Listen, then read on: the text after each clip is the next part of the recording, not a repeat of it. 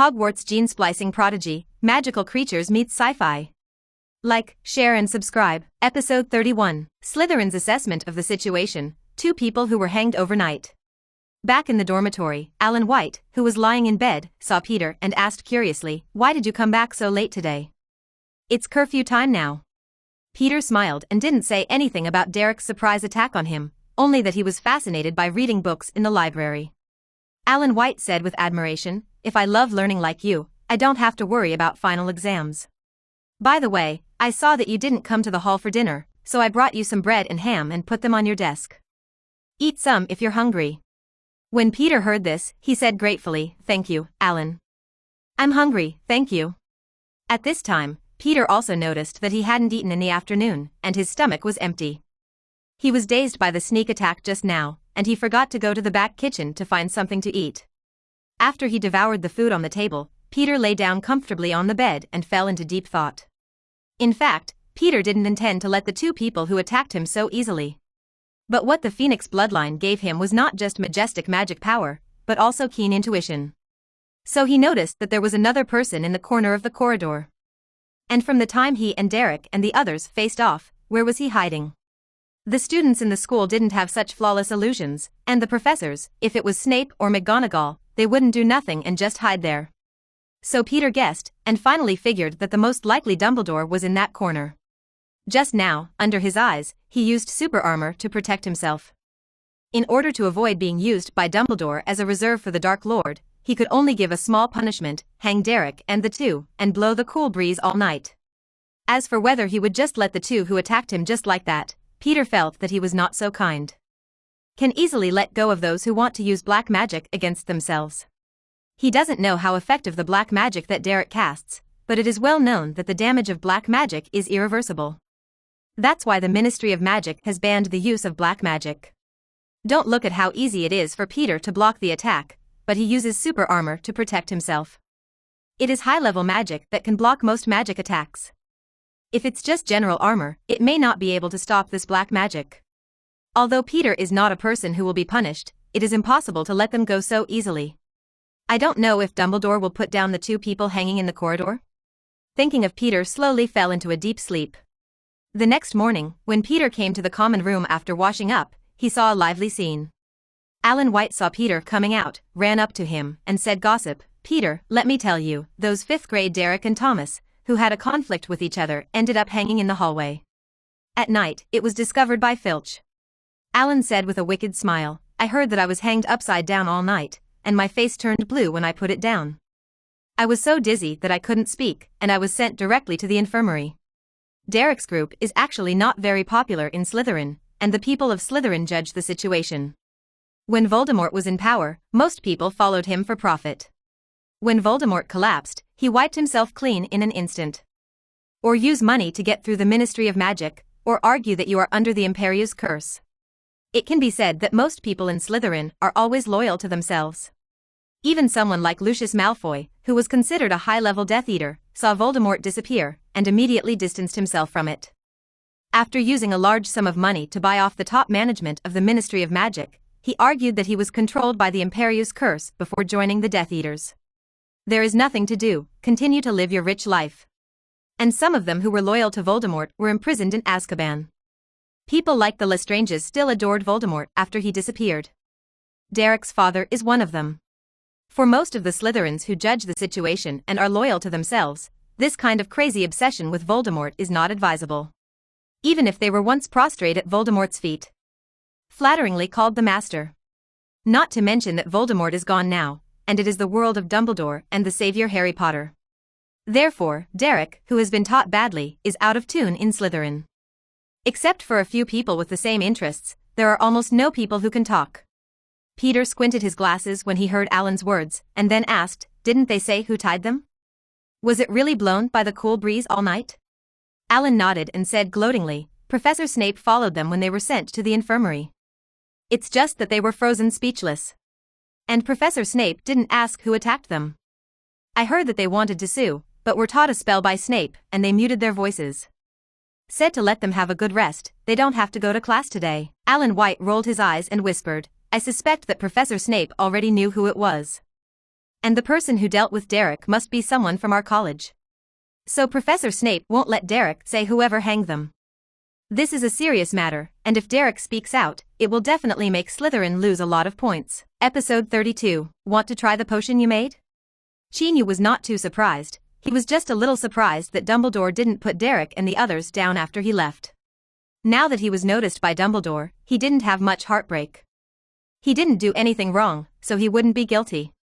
It's just that the morning class was Professor Snape's potions, and Peter was still ready to be questioned by Snape. The potions classroom was still gloomy and dark. Snape's empty eyes glanced at the students present and found that no one was absent, and said, "Your task today is to make a sobriety potion. This is a very ineffective potion that can wake up your brains stuffed with splendins from anesthesia or lethargy. I used this potion this morning to wake up 2 idiots who were hanged all night," Snape said, turning his eyes to Peter. Peter looked up, just to meet Professor Snape's blank and indifferent eyes. He was very uncomfortable with these eyes, smiled politely at the professor, and looked away. Snape's eyes paused, then he turned to everyone thoughtfully, and said with a sneer, "The preparation of the sobriety potion is very simple. Even if you invite a troll, you can make it. I don't want you to be inferior to the troll," he said with a tone of schadenfreude. "When you make the potion later, I will let you taste the potion you made. If you turn the potion into poison, be ready for the next time." Lying in the school infirmary. After more than a month of study, the freshmen had already experienced the horror of Professor Snape. As soon as they heard his words, some people with a bad mentality or bad talent for potions cried and set up the cauldron nervously, fearing that the potion they made would turn into poison. Even students with a good level of potion are anxiously looking at the potion steps on the blackboard, afraid of making mistakes. In this class, Peter and Alan White partnered. After setting up the crucible, Peter arranged, "Alan, you are responsible for grinding the 6 snake teeth into powder. Be careful not to leave large particles." Alan White nodded, "Listen to you, your potion grades are good anyway." Peter was staring at the cauldron. He added 6 billywig worm needles to the cauldron and heated it on medium heat for 30 seconds. After calculating the time, when the liquid in the crucible starts to tumble, immediately remove the alcohol lamp. Alan White said, "Peter, I've ground the snake teeth." Seeing that the snake teeth were very finely ground, Peter nodded and said, "Pour in the snake teeth powder." After the snake tooth powder entered the crucible, Peter stirred clockwise 3 times and waved his wand. The potion gradually turned lavender, exuding a fragrance similar to mint. Then it continued to heat for half an hour. Both Peter and Alan stared at the cauldron until the lilac potion heated and turned a deep purple. Alan White hurriedly handed Peter the 2 little blackheads he had prepared. Peter put the little aconite into the crucible and stirred it 3 times counterclockwise. Then waved the wand. At this time, the potion was no longer dark purple, but became as colorless as clear water. It was just the steam that came out, with a minty fragrance, which made Peter and Alan recently feel their heads wake up all of a sudden. Alan looked at the liquid in the crucible and asked uncertainly, "Has our potion been made?" Peter nodded and affirmed, "Yes, as described in the textbook, the liquid is like water, with a minty fragrance, and you feel awake when you smell it. We succeeded." The 2 breathed a sigh of relief and removed the heated alcohol lamp under the crucible. Then Peter raised his hand to signal to Professor Snape. Snape saw Peter raise his hand, silently approaching them like a bat. After carefully looking at the liquid in the crucible, I fanned the smell with my hand and smelled it with my nose. Then he announced expressionlessly, "York and White are the first to complete the potion. Plus 2 points. Then, with a wave of his wand, the 2 droppers were transformed by him. Handed it to the 2 of them, I said, "You need to taste the potion you make first. Let's see how the potion you make works. It only takes 1 drop." The others turned their attention to the 2 Peters, especially the twins watching the show from afar. Alan faced Snape's gaze, dripped the potion into his mouth nervously, and swallowed it. Peter has no pressure, he is very confident in the potion he made. So I immediately used a dropper and put a drop of the potion into my mouth. Both of them suddenly felt very awake, and the trace of sleepiness that was left behind disappeared. Looking at the sober eyes of the 2, Snape said with a disappointed expression, "The medicine works well, Slytherin adds 2 points. It's their standard potion for Mr. York." After that, Snape ignored the 2 of them, and continued to patrol the others, spraying venom when he caught students who were not doing well. After making the potion, the 2 instantly relaxed. They poured the potion in the cauldron into a special crystal bottle and put it on a shelf aside. Then he picked up the potion's textbook and read it silently. Episode 33, Thriller Potions Lesson. Students fear. Near the end of get out of class, everyone's potions are finished. It's just that everyone didn't breathe a sigh of relief, but as if facing the enemy, waiting for fate to come. Professor Snape looked at everyone with a sneer, and then checked the potions made by the students one by one. Hey, Mr. Morton, tell me, why are there so many residues in your potion? Are your ears long for decoration? I already said that you pay attention to details. You are a snake's teeth without grinding them, right? Snape sneered as he approached a Gryffindor student and checked his potion. Then he made a dropper directly and said with malicious anticipation, "Come on, Mr. Morton, please try your own potion. Pay attention to only one drop. If there is more, I'm afraid I won't be able to save you in time." Morton of Gryffindor, with a sad face, picked up the dropper tremblingly, sucked a drop of the potion from the cauldron, and then dripped the potion into his mouth like death. However, although his potion looked terrible, it was still a sobriety potion after all, so Morton had no other reaction except that his mind became sober. Snape waited for a while, but didn't see any other reaction from him, and suddenly showed a look of disappointment. Looks like Mr. Morton is very lucky. Seeing Snape leaving and escaping, Morton slumped on the chair with a lingering fear. He felt that he was favored by Merlin today, so he was not poisoned to death. Seeing that Morton was all right, the rest of the Gryffindor who were worried about him breathed a sigh of relief, and the twins couldn't help cheering. As a result, Snape's eyes were drawn tragically. Snape went directly to the twins, looked at them and sneered. It seems that Mr. Weasley is very confident in his potion. Let me appreciate your masterpiece. As soon as the twins saw Snape, they froze and quickly showed the professor the potion they had prepared. Although the twins' potion talent was not very good, the potions they made were quite satisfactory, but it was obvious that Snape didn't want to let them go so easily. With a sneer, he said, "I thought Mr. Weasley, you guys, made some top-notch potions, so you are so happy. I didn't expect it to be this level. Didn't you play well with Mr. York? Maybe you can ask him for advice. Come on, how to make potions, instead of dancing around here like baboons." Peter's face was full of helplessness. If you want to scold them, just scold them. Why did you get involved with yourself? Does this mean that you can't see yourself playing well with Gryffindor people? The twins were shrunken together by Snape's venom, and they dared not refute. Although they liked to play, they often spoke ill of Snape's old bat behind their backs, but they were still a little embarrassed about him. After spraying the twins, Snape put away his fangs in satisfaction and continued to inspect, especially the potions of Gryffindor students. This time, he came to Lee Jordan and another Gryffindor student, looked blankly at the mucus in their cauldron, and asked gloomily, "Please tell me what this mass is." "Well, sobriety medicine?" Lee Jordan said uncertainly. "Ha, do you think this sticky thing is a sobriety potion?" Snape sneered, and pretended to be surprised and announced to the crowd, "I didn't expect a potions master among our first-year freshmen to actually invent it. A brand new sobriety potion. Really worth encouraging." Lee Jordan and his classmates were embarrassed by Snape's taunting words. Especially Lee Jordan, his dark complexion was flushed, and he was ashamed and angry. Some of the Slytherin's pupils followed suit, drawing the twins and the rest of the Gryffindor to glare at them.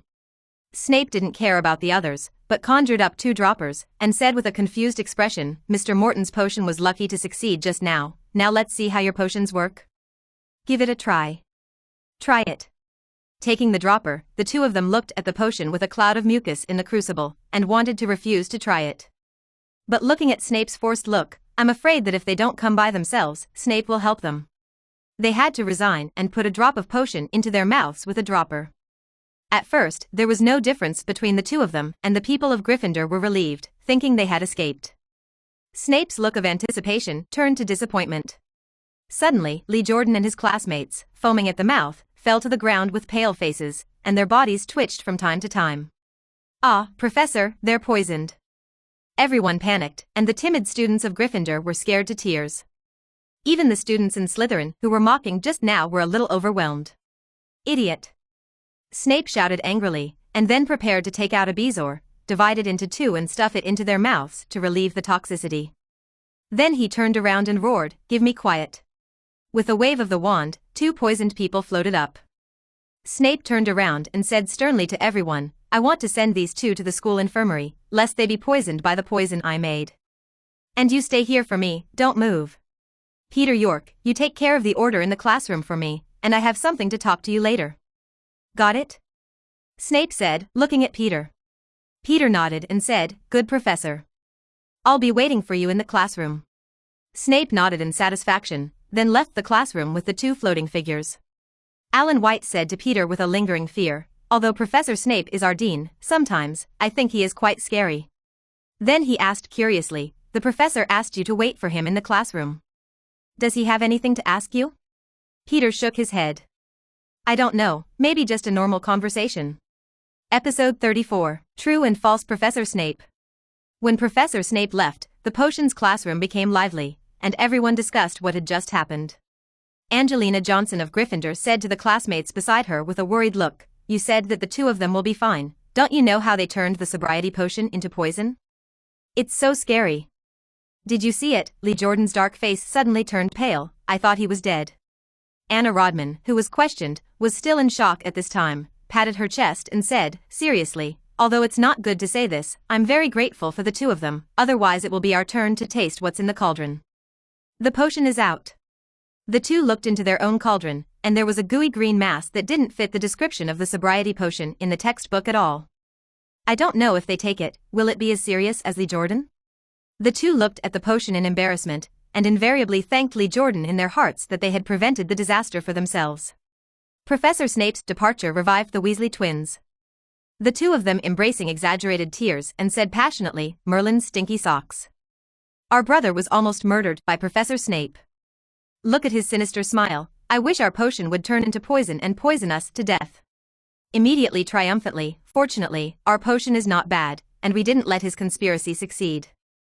It's a fluke." Alan White looked at the noisy scene in the classroom, lowered his head and asked Peter, "Don't you mind them? Didn't Professor Snape put you in charge of this place?"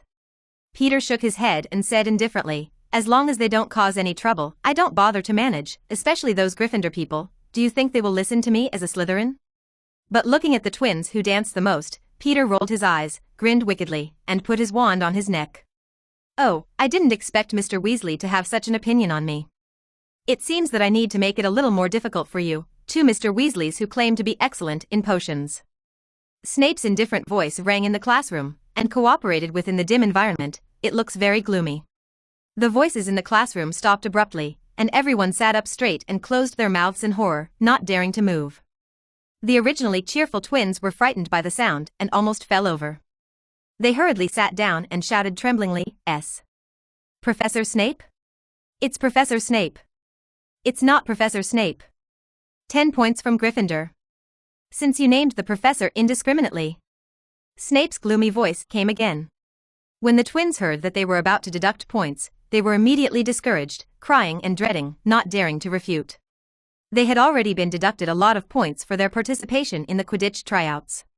Now that they have been deducted again, if Percy knew about it, he would have to report to his mother. It's time for a shouting letter. After waiting for a while, they didn't hear Snape's voice either, so they looked back boldly and didn't see Professor Snape. He glanced around, but still no figure was found. "What are you guys looking at?"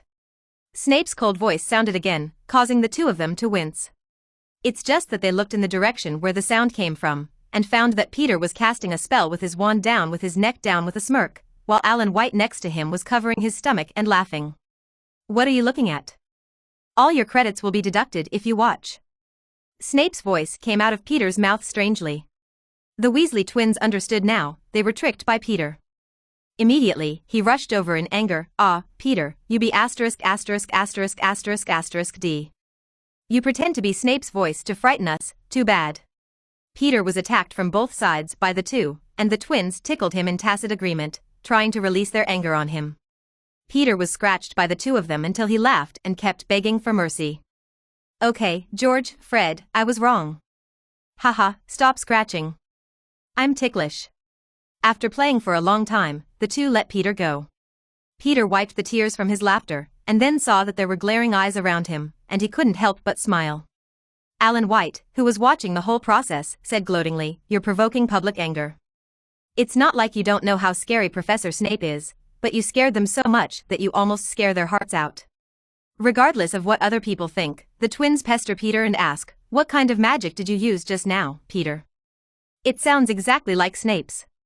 "This is so cool, teach us." Peter smiled and said, "This is a spell I learned from Professor Flitwick. It is a variant of the loud voice spell, and it is my first time to cast it. It can imitate the voices of many people and animals. I can teach you anytime you want. You guys, but you should go back to your seats first and watch out for Professor Snape's return. The Weasley twins. Oh, Sly Peter, don't try to lie to us this time. We wouldn't believe it if you said Snape was standing behind us now. You two Weasleys, what are you doing? Professor Snape's voice sounded. When the twins heard this voice, they were not as frightened as before, but said triumphantly, Peter, you can't scare us, hurry up and give us the spell. Otherwise, we will have to use the tickling skill again. After waiting for a while, the twins realized that the classroom was a little too quiet at this time, and then looked at Alan next to Peter, who was sitting upright on the chair at this time, staring down at the potions book on the table. It's like looking out a hole in a book. And Peter, looking awkwardly behind them, Professor, I'm just about to tell them to sit back. Episode 35. Caught a living twin, try the medicine again. The twins watched as Peter spoke behind them. He laughed in surprise, haha. Peter, you're not kidding anymore. We won't believe your words anymore. Mr. Weasley, what are you doing? A deep voice came from behind, with a bit of anger. The twins were totally stupid because they saw that Peter didn't open his mouth. He turned around tremblingly, and saw Professor Snape, who had been gloomy for a year, standing behind them. Professor Snape, the twins shouted nervously, with barely a smile on their faces, with pleading in their eyes, hoping Snape would let them go this time. But obviously their wish could not be realized. Snape always had the principle of killing the wrong and not letting go of the students of Gryffindor. This time, he happened to catch these two Weasleys who are the most hilarious dancers. There is no reason to let them go. Professor Snape's indifferent face showed a smile of finally catching you, which made the twins tremble. Running around the classroom without authorization during class, the two Mr. Weasleys will deduct 10 points each. The twins were about to cry when they heard it, and pleadingly said, Professor, please. If we deduct any more points, we'll have to send a shouting letter from Mom. And Gryffindor has no points to deduct now. Hearing this, Snape didn't show any sympathy. Instead, he showed a successful smile and said sinisterly, then deduct another 10 points. If you defy the teacher for the two, you can go back to your seat now. The twins couldn't be bothered to pray any longer. If they were afraid to stay any longer, Snape would have to deduct their points for various reasons. Quickly ran back to the seat, where the eggplant looked like. Peter watched Professor Snape's operations in a stunned manner, and almost dropped his jaw. Perhaps because Harry Potter had not come yet, Snape was not as tit-for-tat to other academies, especially Gryffindor students, in addition to being a little indifferent at this time. At this time, Peter thought that the original author's description of Snape was just an exaggeration to create a sense of conflict. But I didn't expect to see such a scene today. At this time, Professor Snape, in the dim classroom, is exactly like the most evil dark wizard in the story. Greasy hair, indifferent and empty eyes, a thin body, and a hooked nose. Can't blame Harry Potter for making him the bad guy early on and ignoring the stammering Professor Quirrell. Anyone would consider him a dark wizard. After dealing with the twins, Snape turned to look at Peter, who was watching the play, and a low voice came out of his mouth, Mr. York, I asked you to manage the order of the classroom, that's how you manage it? I'm so disappointed. Come to my office for confinement tonight. Peter opened his palm innocently, Professor, I'm just a freshman in the first year, and I can't even perform any decent magic. How do you want me to manage these people? Snape took a deep look at him and sneered, Okay, Mr. York who doesn't know magic, use your wand to handle potion materials at night. I think it's enough for you to perform decent magic. When Peter heard this, he sat down with a helpless expression on his face. Who is Snape going to trouble with, and for many reasons? At this time, the class had not ended, and all the students in the classroom sat obediently in their seats, burying their heads on the table, afraid of being noticed by Snape. Professor Snape looked at everyone and sneered, You may imagine that I can stay in the school infirmary for those two monsters who drank homemade poison. That would be naive. Madame Pomfrey's medical skills are good, a dose of antidote will make those two idiots jumping around. After speaking, under the terrified eyes of everyone, dozens of droppers were created out of thin air. With a wave of the wand, the droppers flew to all the students who had not yet been tested. Let's continue the test now. Let's see if there are trolls who don't understand potions and make potions comparable to poison. Snape gave a grim smile, Come on. Take a drop of potion and put it in your mouth, don't worry, Madame Pomfrey has enough beds ready. Looking at Snape who was threatening everyone with the potion, Peter almost didn't take out his wand and give it to Snape. This is so scary. He wondered if Snape had been replaced during the time he was out. Some of the more courageous boys resigned and dropped the potion into their mouths with a generous expression of sacrifice. Some girls were frightened by Snape's expression, sobbing and holding the dropper, not daring to put their mouths down. "Mr. Parton, what are you dragging? Do you need me to help you?" Snape sneered as he approached a Gryffindor boy. The boy named Patton shook his head into a rattle, quickly put the potion in the dropper into his mouth, and swallowed it. He was afraid that if he didn't do it again, Snape would hold him down and pour the potion. As soon as the others saw this situation, they immediately drank the potion in their hands, fearing that Snape would catch him one step later. Although the potions made by many people are all kinds of strange, they do not cause any symptoms, and they are all normal. But suddenly there was a scream. A Slytherin girl watched in horror, and the two Slytherin boys in front of him kept spitting blood. Blood was pouring out of mouth, nose, ears, eyes. Immediately, the two people were dyed into blood. Episode 36. Send the poisoned classmate to the school infirmary. Madame Pomfrey. This scene is so scary, many people are scared to scream and cry. Screaming to go home. Quiet. Snape cursed in a loud voice, suppressing the crying in the classroom. Then he ran to the two Slytherins who were spewing blood, checked them carefully, and then looked relieved. Standing up straight, he sneered, "Mr. Monty, and Mr. Burst, congratulations on your invention of a new potion. You actually turned a sober potion into a blood-boosting potion. Do I want to congratulate you all? About to become a potion master?" The big fat man Graham, who was covered in blood and was still bleeding from his mouth, shouted in horror, "Professor, please help me. I don't want to die yet." Woohoo! Bien, there is blood in the mouth. Another burst also screamed in fright. Snape looked at the blood-stained two and roared, "Idiot, this is just the effect of your super blood tonic. No one can die. Can you let me go?" The two crying bloody men, frightened by Snape's aura, quickly shut up and withdrew their bloody hands lying on Snape's robes, completely helpless. Looking at the two of them, Snape looked helpless and could only shout, "Peter York, hurry up and send these two idiots to the school infirmary. Then come to my office after class." Peter looked at the two bleeding students, nodded quickly, "Okay, Professor," then waved his wand and directly floated the two students up, ignoring their panicked claws in mid-air, and rushed directly to the school infirmary. Only Professor Snape was left to watch deeply, and the first-year student who unconsciously cast spells silently disappeared outside the classroom door. There are only 9 freshmen in this class of Slytherin. In addition to Peter and his roommate Alan White, there are only Burn Burst, Graham Monta, Edward Yaxley, a total of 5 boys. Among them, the name of Montage Graham, Peter knew a little bit. This big fat man is the future Slytherin chaser, and when Harry Potter formed the DA Club in 5th grade, as Umbridge's helper and member of the investigation team, when he wanted to deduct points for Gryffindor, he was stabbed in the head by Fred. A cannon fodder in the vanishing cabinet.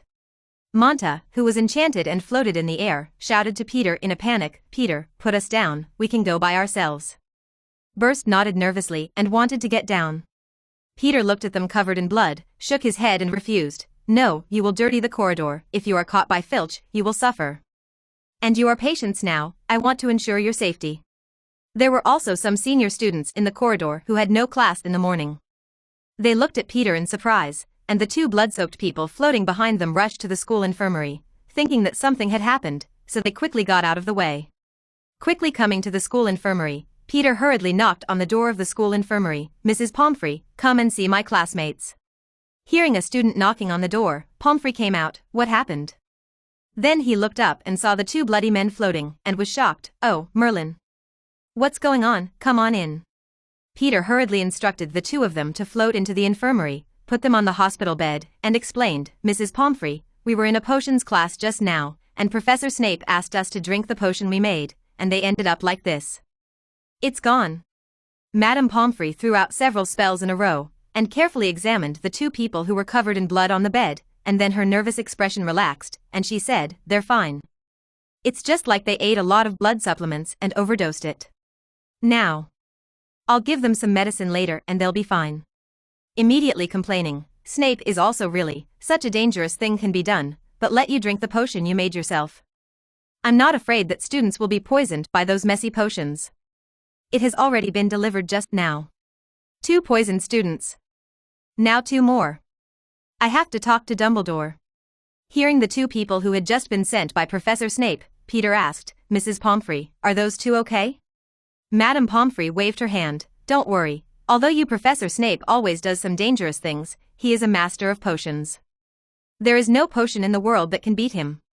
After using the Bezoar to get rid of the poison on their bodies, I just need to drink a little more potion, and I will be completely healed after a good rest for a day." "You are freshmen, right? What kind of potion did Snape ask you to make? Why are so many students poisoned by potions?" Peter looked helpless and said, "It's a sobriety potion." Madame Pomfrey thought it was some kind of difficult potion to make, but when she heard it was the simplest sobriety potion, she silently looked at the student who had been poisoned by the potion she had made on the bed. "Then they have a talent for potions. Too bad, this is a compulsory course, and they have to endure it for at least 5 years. When they heard the news, Monty and Burst, who were lying on the hospital bed, became even more desperate. If the potions classes in the future often do this, they don't know if they will be able to live to graduate. Episode 37. The Conversation in the Potions Office, The Hidden Troubles. Coming to the office door, Peter knocked, heard "Come in," and walked in. "Professor, are you looking for me?" Peter asked, pretending to be puzzled. In fact, he had already guessed in his heart that it was probably the two Derek, who had failed the sneak attack last night and had been hanged by him all night, and complained to Snape. Snape was sitting on his desk, grading a bunch of homework, and when he heard Peter's words, he sneered, looked at Peter deeply, and said, "Derek and Thomas, both hanging in the hallway all night, this morning. I was found and sent to the infirmary. After they woke up, they told me that you attacked them. I don't know how you explain it." Peter looked away from Snape. He knew that this was not only a potions master, but also an occlumency master who could fool Voldemort, as well as a superb Dementor. If you are watched by his eyes for a long time, it is very likely that the secrets in your head will be quietly acquired. Peter said with a joking look on your face, "Professor, I'm only a first-year freshman, and I've just come to Hogwarts from Muggle Society. And Derek and the others are already fifth-year students, and they're two of them. You think I have is such an ability sneak attacking them? If you don't believe me, you can also ask Mrs. Pins from the library. She looked at me last night and came out of the library just before the curfew. Where did you get the time to attack them? This is ridiculous." Seeing Peter's wronged expression, Snape's mouth twitched. If he hadn't heard the news from Dumbledore early in the morning, he probably would have believed him. As expected of being the only Muggle student who has been classified into Slytherin in the past 100 years, with such a lie that he does not change his face, I am afraid that only Slytherin is the most suitable for him. Otherwise, those impulsive Gryffindors or honest Hufflepuffs will all be fooled by this cunning little snake. Peter looked at Snape as you continued, and knew it must be the old bee from Dumbledore, telling him what happened last night.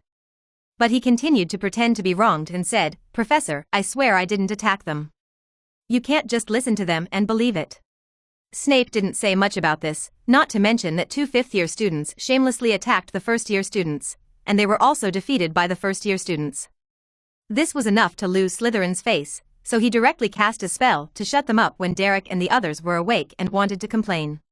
He came to Peter this time, mainly because of Dumbledore's request to let him pay more attention to this gifted student and avoid him going astray. And he was also very curious about the Muggle student who was like a duck to water in Slytherin. At first he entered Slytherin as a half-blood, but it took several years of hard work to gain a firm foothold in the academy with this superb talent for potions. But Peter has performed perfectly since he was sorted into Slytherin. After he beat a group of students of the same grade to the bottom of the Slytherin Chief Challenge, he wisely stepped down and gave up the position of chief. Because he knew that even if he was elected chief by force, these students who respected blood would not listen to him, so he simply gave up the trouble from the beginning. Not only showed his strength and talent, people dare not underestimate. Do not intensify the contradictions between each other, so that you will not be isolated in Slytherin. It can be said to be quite perfect. Surprised Snape, who had been following him. Snape stared at the little boy in front of him and reminded, "It doesn't matter if I believe it or not, it's just that Derek and Thomas, as heirs of the pure-blood family, have received attention from the family. As long as they tell the family about this, they won't.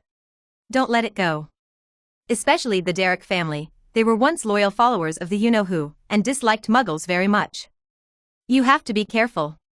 Hearing Snape's words, Peter understood what he said, and asked in disbelief, "Did they dare to run into the school to deal with me? And a fifth grader was beaten by the first grade, shouldn't they be? Do you want to educate their children? How can you blame others? Snape seemed to have thought of something, his expression became gloomy, then his eyes became empty, his expression was a little indifferent, and he said with a sarcastic tone, "In the eyes of these people, only pure blood is noble. If it is mixed blood or muggle-born, it's a disgrace that the wizards of the world have been defeated. So they will try their best to erase this disgrace."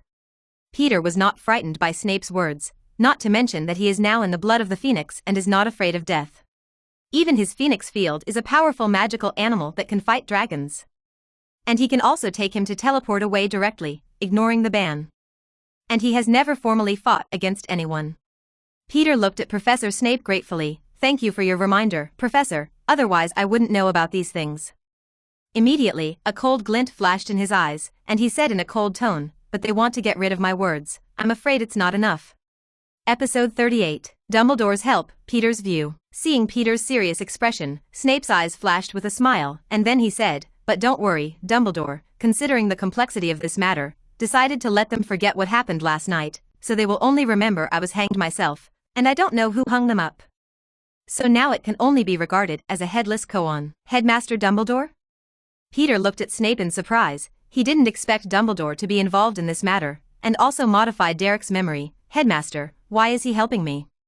We don't seem to know each other." Snape shook his head. "I don't know why he wants to help you, but it's clear that Dumbledore is very optimistic about you. For this reason, he needs to block the anger of the two pure-blood families and let this hidden danger end without a trace." But he still reminded again, "But there is no guarantee that you will be safe in the future. There are some people in the academy who are very paranoid about blood. They haven't shown their heads yet, just because they are pressed by Dumbledore, and most of them Slytherin chose to accept you. But you need to be careful, you better not run around like those stupid lions. I don't want to receive your wreck one day." Peter now felt that Snape was not as inaccessible as it seemed. What he said to himself, although always with a gun and a stick. But with the thinking of an adult, putting aside those external thorns, he can analyze that this is caring for himself. Although the reason may simply be that Peter is a student of his college. Peter pretended to be obedient and thanked Snape. "Thank you, Professor Snape, for your concern for me. I will obey your words and save my life." Hearing Peter's words, Snape's face darkened, and this little brat became more and more daring to mock him in person. It's as if he didn't see the kid's deliberate smile. Snape growled angrily, "You still think about how you will be in Slytherin, and make it through these 7 years. I remember the last time a Muggle-born student who was sorted into Slytherin by the Sorting Hat died inexplicably at the school. Lee. At that time, not even a murderer was caught. Although the environment is better now, it is impossible for you to spend 7 years in Slytherin smoothly. There will be many children from pure-blood families coming to Hogwarts next year, and even children of school directors. These people's thinking may be more radical. You don't want them to catch the handle and be expelled from school." Peter didn't understand this somewhat deformed magical society, and he directly complained, "It's almost the 21st century, the Muggle world is changing with each passing day, but the magical world is still like the Middle Ages. What kind of bloodlines? If this continues, I am afraid that it will not be long before the secrets of the magic world will be discovered by Muggles. At that time, I am afraid that there will be a battle. If these people don't change their minds, they will be just a bunch of research materials on the experimental bench." As soon as the words fell, Peter keenly noticed that there was a magical fluctuation next to the fireplace. He looked over there and found nothing. But Peter knew the disillusionment charm himself, so he guessed there was someone invisible all the time. As soon as he thought about it, he guessed who it was. However, as if he didn't notice it, he turned his eyes to Snape, only to find that Snape was looking at him strangely at this time. Snape didn't expect an 11-year-old child to be able to say this, and whether it's true or not, but it's surprising enough. Suddenly Snape froze, as if he had received some news, then looked at Peter strangely, and asked, "How did you come to such a conclusion? What do you mean, if the wizarding world were to fight against Muggles, wizards lose?" Peter noticed the situation and guessed that the Invisible Man had asked Snape to ask such a question, but he didn't care. He glanced around and found that there was no place for him to sit, so he took out a wrapping paper of ZZ honey candy and pointed it with his wand. The wrapping paper turned into a comfortable chair. Both Snape and the invisible people were very surprised. They didn't expect Peter's transfiguration talent to be so good. This is not the level that a first-year student should have. Peter sat down, and then said to Snape, "Professor, there are pure blood in the wizarding world, and in the Muggle world it is no less. It also has some blood ties with the current royal family. Although we have no real power, we can enter the Muggle high level and have a lot of information. He looked at Snape's surprised expression and continued, Professor, have you ever counted the number of Muggles? There are 5.3 billion people in the world. And I have checked the British wizarding world, at most tens of thousands. The total number of wizards in the rest of the world is less than 1 million at most. Magic is amazing, but it's not everything. He can't control everyone, and when the mysterious veil of the magical world is lifted one day, then Muggles will no longer be in awe of magic. They will try to find the source of this power, and the wizards are their research material. When the wizards break their wands and infiltrate the Muggle society, they can only hide in darkness. Hearing this, Snape couldn't help but be surprised.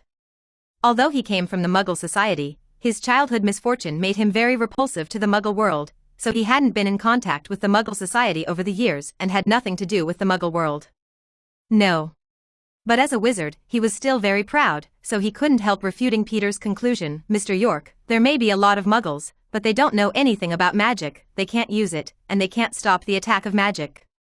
We have many ways to control them. And now the Prime Minister of the Muggle world often talks to our Minister of Magic.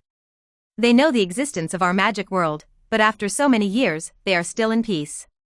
You are too unreasonable. Episode 39, The Future of the Wizarding World? I can't do it.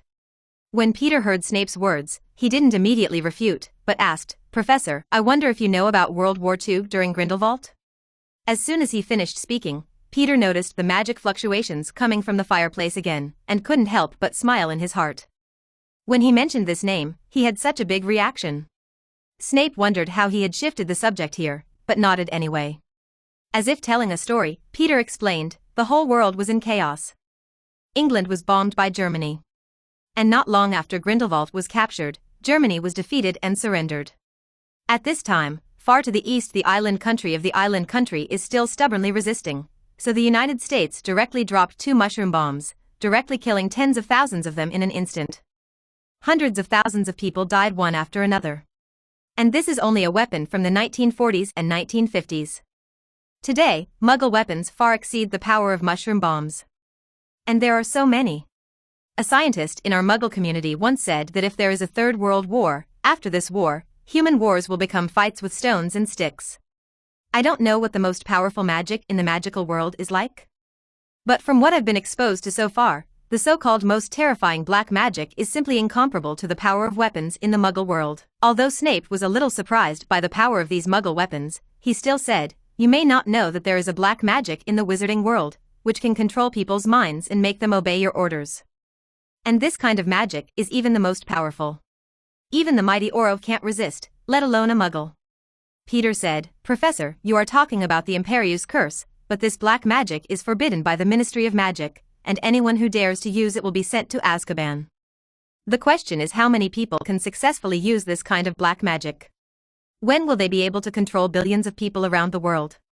Snape didn't expect Peter to know about this dark magic, but when he thought about how often he was in the library, he knew it and guessed which book he must have read about it. He replied directly, As long as you control the Muggle high level, it won't take much effort. For this, Peter agreed, but still said, this method may be effective in the short term, but it will definitely be exposed in the long run. Human beings are very strange intelligent creatures. When there are no foreign enemies, they will often kill you and me. But when it comes to survival, they'll stick together, and if they can't beat them, they'll rather drag you to hell. I find it weird when I read the history books of the wizarding world. Wizards make fun of medieval Muggle witch hunts, and they also describe weird witches who like to be burned, so they are deliberately caught by Muggles. But the question is, if wizards really look down on Muggles so much, why would they rather give up large fertile territories and hide the magic world instead? Is it true that, as the book says, wizards disdain to associate with Muggles, that's why they shut yourself up? Peter said sarcastically. He looked at Snape. Professor, do you really believe that? Snape was stunned at the moment, he hadn't thought about it. In other words, almost all wizards ignore the contradictions described in the book, consciously or unconsciously. When people see weird witches playing Muggles in books, they will only laugh at the stupidity of Muggles, and they will not consider why the ancestors would prefer to use magic to hide the wizarding world in the corners and alleys, like mice in the dark, and also don't want to go out and magically rule what they see as stupid and vulnerable Muggles. Peter was born in the Muggle world. He was an ordinary person in his last life. He has seen Xinjiang, whose technology is changing with each passing day. The constantly updated smartphone will reappear in this world in more than 10 years. The satellites in the sky, the cameras everywhere, the network extending in all directions, and the rapidly developing technology and information technology make this world no longer secret. Magic may be able to fool the human senses, but definitely not machines. When the magic world is exposed, the situation will be very delicate. Peter watched Professor Snape pondered, smiled, and comforted. Professor, you don't have to worry too much, there are still decades in the magic world, maybe there will be someone who can turn the tide by then.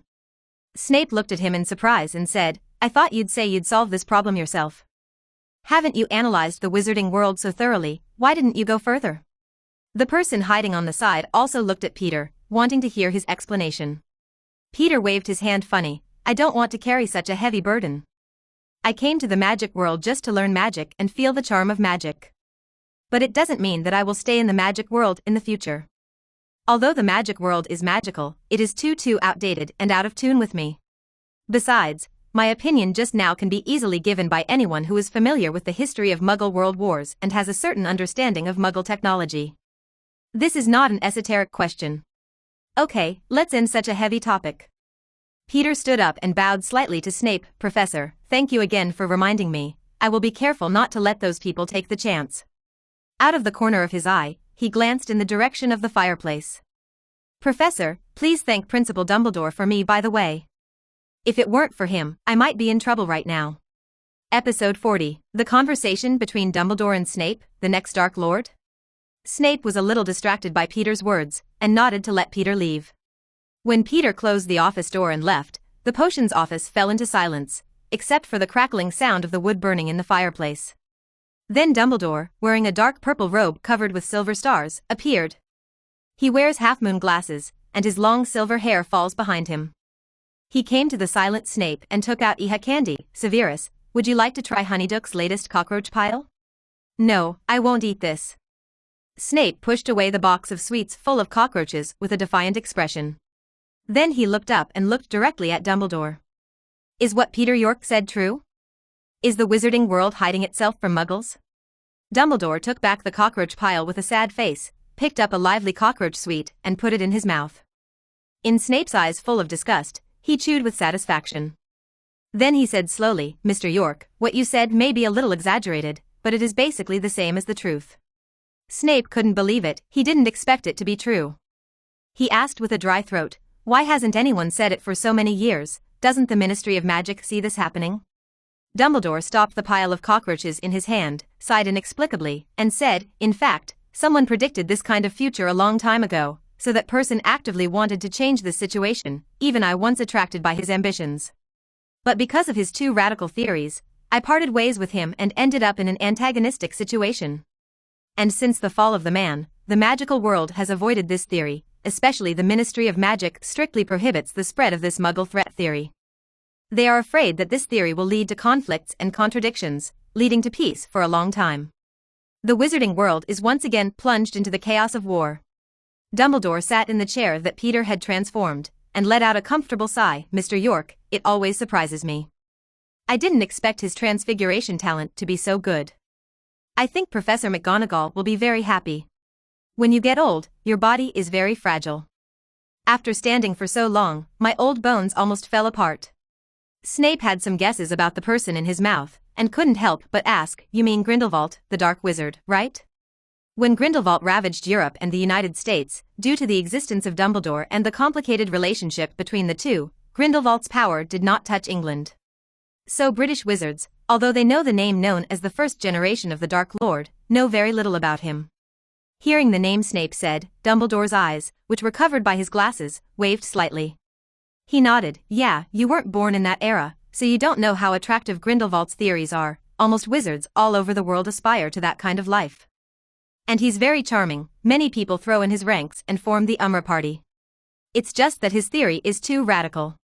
He wants to enslave Muggles by means of war and make wizards masters.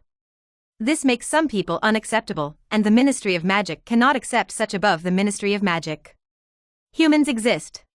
So the wizarding world has had the biggest war ever in the wizarding world. Even the Muggle world was brought into World War II. A lot of people died during it, until I asked Grindelwald for a duel and put him in Nurmengard to end the war. But some wizards are affected by this, and they start to pay attention to the disparity of power between wizards and muggles, and they are not willing to accept this fact. Dumbledore looked at Snape, so they are seeing another Dark Lord, proposed extinction. When the muggle proposed, they all joined him. I want to struggle one last time. Hearing this, Snape avoided Dumbledore's gaze with some embarrassment on his originally calm face, and spit out a few words with difficulty, mysterious man. Dumbledore nodded, but these people are disappointed. Voldemort is indeed powerful, but he always thinks about himself, not as ambitious as Grindelwald, nor does he care about the future of wizards. Voldemort only believes in himself. What he wants is not to enslave muggles like those pure blood families, but to enslave everyone, including his wizards. Hearing the word slavery, Snape unconsciously touched his arm, where there was a mark that could not be removed. There was a time when he was honored by the mark, but now it's a shackle that can never be taken off. Dumbledore noticed his condition, his voice slightly softer. Severus, it's never a shame to get lost. Even I was once drawn to Grindelwald's theory and nearly went astray, only to be lucky to stop halfway. Down. Whether a person is good or bad is never judged by where he came from, but by what path he chose and what he did. Dumbledore touched the upholstered chair under his buttocks and sighed. Peter, this kid, he reminds me of Grindelwald, the same talent. Room for growth. If cultivated well, it will be the future of the magic world. So Severus, I need you to guide him well. You are his dean, and you are not afraid of you looking at him. We can't let this kid go astray, or it will be a disaster for the wizarding world.